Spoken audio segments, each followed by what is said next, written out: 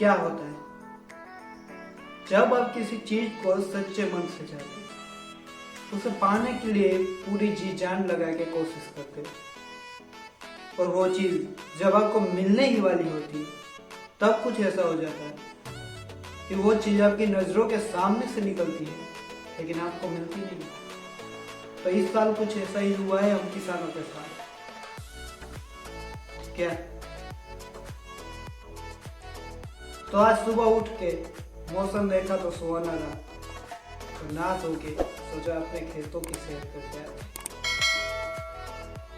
तो हम निकल पड़े।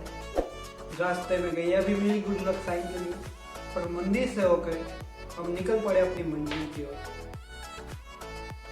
लेकिन रास्ते हमें हमारी मंजिल का रुख क्या होगा बता रहे थे। लेकिन फिर भी हमने सोचा चलो ना, अब आए हैं तो देख के ही आते। तो जब हम हमारे खेत पहुंचे तो हमने देखा, क्या देखा? तो दोस्तों, एक किसान पूरी मेहनत करता है। पहले 2-3 बार अच्छी तरह से अपनी जमीन की खेल करता है, और डीजल के प्राइस क्या है ये आपको बताने की मुझे जरूरत नहीं। और उसके बाद भी महंगे से महंगा बीज लेके वो अपनी जमीन की बुआई करता है, और फिर फर्टिलाइजर और खाद के खर्चे अलग। और एक दिन या 2 दिन लगातार बारिश आती है और उसकी सारी मेहनत, उसकी पूरी आशाओं पे पानी फिर जाता है।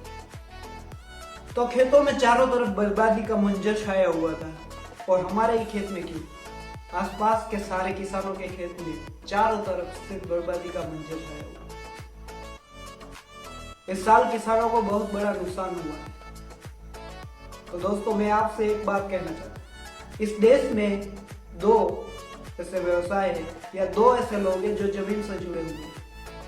हमारे सैनिक, जिसका काम है हमारे देश की मिट्टी की रक्षा करना, और किसान जो इस मिट्टी से प्यार करके उससे खाना निकालते हैं। तो आप ही सोच लीजिए, इस देश की मिट्टी को सबसे ज्यादा प्यार कौन करता होगा? तो इसीलिए कहा जाता है मेरे दोस्त, जय जवान जय किसान।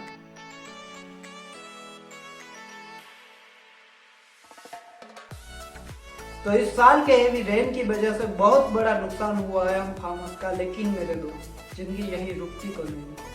तो जैसे बड़े बुजुर्ग कह के गए हैं, ये साल हारे तो क्या, जिंदगी तो नहीं हारे। वैसे ही फिर से इन्हीं बंजर जमीन में वही हरियाले पाक लहराएगी।